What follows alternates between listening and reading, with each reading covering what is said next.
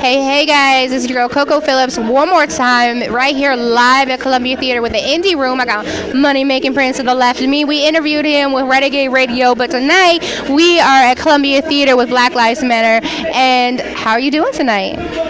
Oh, I'm good, man. I'm here to support this Black Lives Matter show.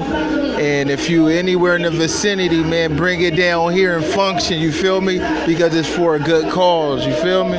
We're giving back 25% of the proceeds to the children, which is an amazing thing. Everything for the children, because they're our next generation coming up from us. So we need to do everything we can to give back to them, to help them so they have a better future. Most definitely. Listen, like, the children are the future. So if you don't raise the future right, it's gonna be tainted. It is gonna be destructive. So therefore, you gotta feed the future good things. You feel me? So that's why we gotta learn how to raise the future to be real life good people. Yes. Yeah, for real.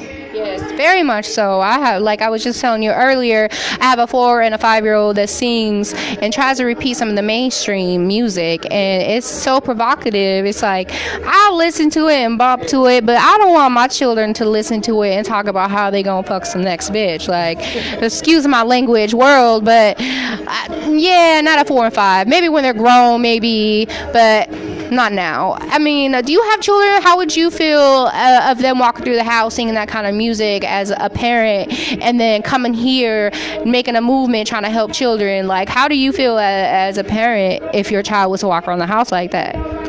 Well, I believe as a parent, it's your job and responsibility to let that child know that that's only entertainment, as such as in they watch a movie or something like that, you know, because kids mimic stuff out of movies too. You know what I mean? So therefore, you have to teach your kid that, no, this is not real. This is, you know, you got to give them that understanding. And you gotta, you know, the kids they understand a lot, you know. Yes. You know, they know how to bleep out things. They're and all sponges. that. Yeah, most definitely, they suck everything in. So it's really, me personally, I don't think it's about the music, because every music touches everybody differently. Mm-hmm. But you know, you do have to monitor some things, because some things people say don't have no substance. It's just rattle, do drugs, you know, get rich, buy diamonds. And that's supposed to be life, and that's not really life, though. Exactly. For real. Exactly. It's a fantasy these days, as showing kids like, this is the fantasy world, like this is what life is, what it really ain't. Like, there's really hard struggle out there. Like the movement that we're working with right now, Black Lives Matter, that's reality. Our fellow brothers and sisters are getting shot down for no reason and being killed. And as a black man, and you have children, it's like, you gotta worry and teach your child, you know, you gotta fear the police, but don't fear the police. It's double-sided, because when we need them, really, we have to call them. You know, if something completely bad happens. But it's like, how do we teach our children to trust them when we can't trust them? What's your point of view on that? Well, first and foremost, R.I.P. Slim, you feel me? Yes. Unfortunate situation, you feel me? Mm-hmm. And it's a blow to the community, because he was actually a part of this community. And furthermore, when it comes to teaching our kids on how to deal with this police shooting for really no reason, we have to, it's a strange relationship, you feel me, with our community and the police. And it never should be that strange of a relationship, because they're here to protect and serve us. But if we're scared to actually get protected and served, we're not even a part of this, you know, the society. You know what I mean? Because they outreached us and made us black sheep. And that, me personally, I don't believe that it's fair that our children got to grow up in this type of environment. That's not really, we're all human, we're all Americans, you feel me? We're supposed to not be afraid of the people that's supposed to protect us. And as a parent, and I'm not a parent, but you know, as somebody if I was a parent, it would be a strange relationship, because me as an individual, I don't trust the police. You feel me? I know the police don't trust me, so I'm gonna do everything in my power to make sure that I comply. You feel me? and it's unfair because I have to, but just stay positive and things maybe a change in the future. You feel me? Exactly. Now, you mentioned earlier, rest in peace, Slim. I had Seven the Panther here earlier talking about Slim and talking about the dash cam and what happened. It's so tragic to know that this just happened. New Year's Eve, I wasn't as active on Facebook, so I didn't know what happened. I just found this news out today. Like, my condolences go out to Slim and his family. I'm so sorry for your loss. This should have never happened. We are here for you as a community. Just call on us. We'll come together. We're your brothers and sisters. That's what we're here for, and that's what we're here for to do today, is to bring justice to everybody that don't get justice. And we'll do the best that we can as people. Like, we only can do so much. And as well, let me touch one more topic. Not only Slim was shot down, there was a child that was gunned down. A child. Now, I have a 8-year-old daughter, and when I saw that, it touched my heart. And I was telling Seven the Panther the same thing. And it's like, that's one to me when I was saying about, how can you trust them, but you should trust them kind of situation. And then I'm looking at my children like, I pray to God that our society turns around eventually and realizes the damage that we're doing to one another, regardless of the color of our skin, because we're all human. The world comes to an end. The racist person that sits next to you, and there's an obstacle in front of you, and he's hurt. He's going to want to depend on you, and what's he going to do? Look at you and hate you because of the color of your skin, or he's going to ask you for your help, and want you to help him carry out of that situation. But I got an ideology as well on that. You feel me? Because they hire these police straight out the army. You feel me? They've been over there fighting Afghanistans and all them, and the people in the Middle East. Them people are black. You feel me? And when they come back, that stuff is every day to them. So when they hiring these people in the police force, these is trained killers, you feel me? Right. And they hiring these people to protect us, but they also in fear of us. Right. And you're like, how can you be in fear of us? We don't plan on doing anything to you. You pull us over, why would I plan on doing anything to you? You feel me? Right. I'm going to comply with your directions. But it's been a few rotten apples. So when it's been a few rotten apples, they just take it like we're not playing. If we feel it, it's going down. Right. And that's the worst thing about it is I think the police force should hire like regular civilians. Yes. You feel me? People that are every day in the streets that understands what's going on in our neighborhoods, not people that's never been in our neighborhoods and really understand, because that would be amazing turnout. That's a really good idea, because somebody that's been in the army, that's never been in these streets, that hasn't seen every day what you've seen and I've seen, or the next person to have seen, to vice versa. Somebody like, if you were to go apply and get the job, you've seen what's in the streets. You would know how to better de-escalate with the training that you're given the situation without having to shooting somebody. Yeah, real shit. And the people that's in the community will much more respect you as an individual more because they actually know you, and you're not a stranger in that community. They're the rule of your community. You're there when they see you a part of their community. They're like, oh, okay, well, whatever he's telling me or she's telling me, it's a part. It must be right because he's trying to benefit our community. And it's just been a lot of over the years and the decades that's been going on. It's just been a lot that just make you mistrust. Like back in the day, they used to come and raid in your house, and you'd be 3-4 years old in there. They point guns at everybody. So you look at that as a young kid, you think that's how police are. Right. You know what I mean?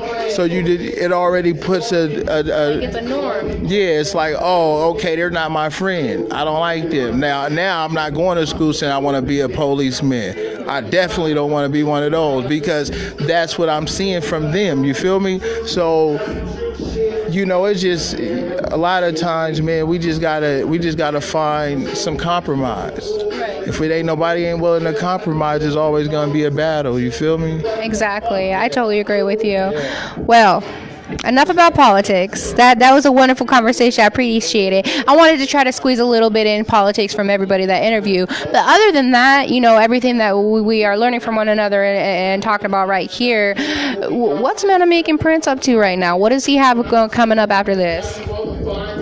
Well, I'll be opening up for X-Rated in San Quinn on January 31st. Make sure you get your tickets from that. For real, I'm serious. It's only 20 VIP tickets for that show.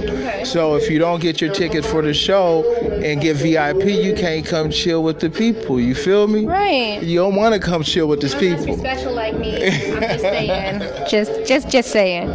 Yeah. So he just told me that he only got 20 VIP tickets to sell, and he can't let nobody else in here. So get your tickets and get your VIP tickets. And man, let's come out and show out for Seattle. You feel me? Definitely. Real shit. Definitely. What are you working on right now? Is there any new projects that you have in particular in play right now? Or you're getting ready to drop? Like, can you give us a sneak peek? Maybe let us know something. I just dropped that Lavelle Cotton story. Right. Yeah, I just dropped that, so I'm letting that get around a little. You feel me? But then I'm actually working on my mixtape, which is called Society Lied to Me. And then I'm working on a group album with a few local artists. You know what I mean? And that's going to be so dope. We already a few songs in it, and it's dope. You feel me? I've been posting stuff on the internet, and people been liking the songs. So we pretty much know that's going to be something that's going to be really dope. Definitely. I can't wait to take a listen to this. I haven't had the chance to listen to it. Maybe did I miss it or something? Which one? The one that you were just talking about. Yeah, it's not out yet. We just been in the studio vibing. You feel me? So as soon as you are ready to release that, take me to it so I can share it. Because everything new is much better than the last and than the one before that. So I love to see your progress. Definitely. Yeah, most definitely, man. There's definitely progress. You feel me? And it's me and 3 different other artists: Trey Black, Walker Montana, and Georgia Gold. And we all got our different type of styles, but we're got so much substance in it, it just grabs you. And it grabs me when I hear it, you feel me? And I'm like, oh, this is gonna be dope. I can't wait. So with your music, anybody that's first checking you out, first tuning in, what is your perspective on your music that the listeners are going to get out of it? Like, how would you call Money Making Princess music? Like, I'm not trying to say, like, call it like the next person that's next to you, but what kind of feeling? You know, moving groove, or, you know, just stop and listen, or is it poetic? Well, I think I'm a versatile artist. So when, you know, I think I'm actually an artist. You feel me? I paint pictures. I tell stories. I'm a storyteller, but I also am lyrical. I'm a whole bunch of things wrapped in one package. But when it all comes down to it, I'm going to spit about everyday life and what's really going on out here and what's really, you know, substance, stuff that's going to sit on you for a little bit. You feel me? And that's exactly what I'm trying to do. Make the shit sit on you for a little bit. Give you some mental meat and potatoes, you know? For real. Yeah, I totally understand. So that's like music that... hold on. Let me think. I'm not going to call you old school music, like NWA back in that day, because it's music that I grew up listening to, because I'm a 90s baby, so it's music that I grew up listening to. So it's like, so you're saying storytelling like that? That's... Of course. I'm not trying to categorize you. No. I think every artist should be a storyteller. You feel me? That can tell a story from A, B, C to D. You feel me? And make sense of it. Right. Because that's where hip hop is started from. Right. Either you're a rapper and you're just a swag rapper, or you're a rapper or you're just you're a deeper rapper or a conscious rapper, or you're a rapper that can actually hip hop. That's what hip hop. That's what the Slick Rick, like, that's when you think of hip hop, like Slick Rick, he's always telling filthy stories. You feel me? I want to be able to close my eyes and paint a picture on what you're saying, because to me that's music. To me that's my kind of music. That's the music I listen to when I want to hear somebody's story and feel what they're saying. Like, for instance, Keisha Beer was just on the stage when I was out there. I was the one that yelled, "We love you, Keisha!" Like, because when I close my eyes and listen to her story, because that's when I hear new music, that's what I have to do for me as a person. I have to close my eyes, put the headphones on, and just picture the words that you're saying in order to understand what you're trying to tell me. And that's a beautiful thing. Like, I love painting that picture in my head of what you're telling me, and I appreciate it. And then, like, for instance, with her, when you hear an artist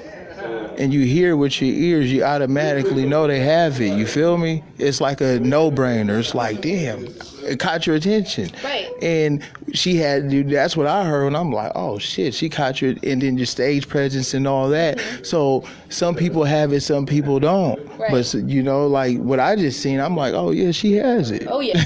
Oh yeah, that girl got it all day. Yeah, real shit, man. I give props to dope people. You feel me? If they're dope, I'm gonna give them props. I ain't no hater. You feel? I can't. Yeah, I can't be pulling up in my saltpeter salty trucks, dropping salt on nobody. You feel? I give love to everybody, even my worst enemy. Like, I hope they prosper in life, and whatever goal they have, I hope you succeed in it, because there's no reason for me to hate. There's no reason to be a hater. No. You feel me? There's no room for it. Yeah. I ain't got that energy. My energy is too stressed out somewhere else. For real, that's way too much stress. Definitely. So if we want to book Money Making Prince himself, or catch his line to book you for a show, where can we find you and connect with you?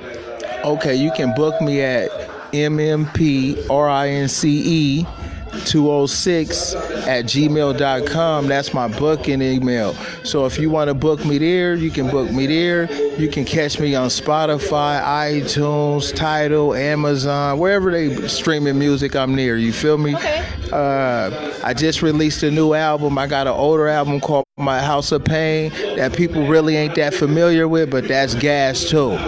I'm about to be releasing these albums real soon. And the X-Rated show. Make sure you get your ticket. You feel me? Definitely. And come through and support the town, because Seattle, we gonna be in the city, man, and it's a dope ass lineup. So make sure you come support, though. All right. Any last shout outs before we tune out?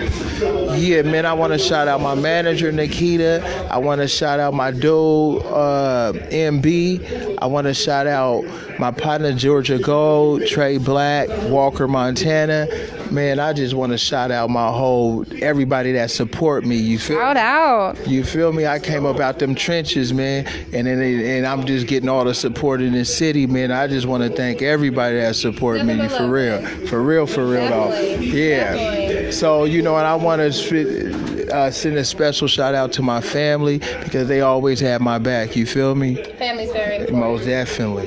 Most definitely. Thank you so much, Money Making Prince. Thank you guys for tuning in and tuning out and everything that you heard right here. If you like what you heard, look up Money Making Prince. He's about to perform this evening. I may or may not get a shot of it. I'm sorry now, but other people will, and I'll definitely share the video right here. So if you want to take a look, keep a lookout. I'll try to find the videos later and share with you guys. Thank you so much for tuning in here live, special edition, the Indie Room, right here on Facebook with your host Coco Phillips and Money Making Prince. Hold up, you gotta give them the slogan.